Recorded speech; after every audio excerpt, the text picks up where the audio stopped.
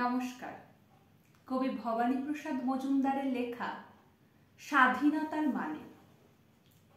যে ছেলেটা বস্তা কাঁধে কাগজ কুড়োয় পাড়ায় পাড়ায়, যে ছেলেটা রোজ বাজারে মুরগি কাটে পালক ছাড়ায়, যে ছেলেটা রেস্তোরাঁতে ধুচ্ছে থালা গেলাস বাটি, যে ছেলেটা সারা জীবন খায় লাথি কিল চড়চাটি, ওদের কাছে প্রশ্ন করো, ওরা কি কেউ সত্যি জানে স্বাধীনতা কাকে বলে, স্বাধীনতার সঠিক মানে?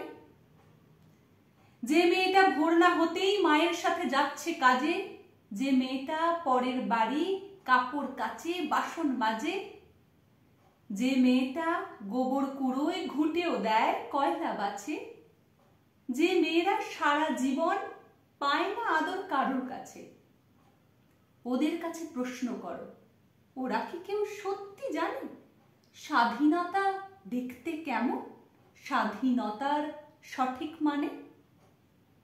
যে ছেলেটা রাস্তাঘাটে করছে পালিশ পরের জুতো, যে ছেলেরা ট্রেনের হকার খাচ্ছে রোজই লোকের মতো, লজেন্স খাওয়ার বয়স যাদের করছে তারাই লজেন্স পেরি, যাদের বুকে সূর্য ওঠার গোলাপ ফোটার অনেক দেরি, ওদের কাছে প্রশ্ন করো, ওরা কি কেউ সত্যি জানে স্বাধীনতা জিনিসটা কি, স্বাধীনতার সঠিক মানে?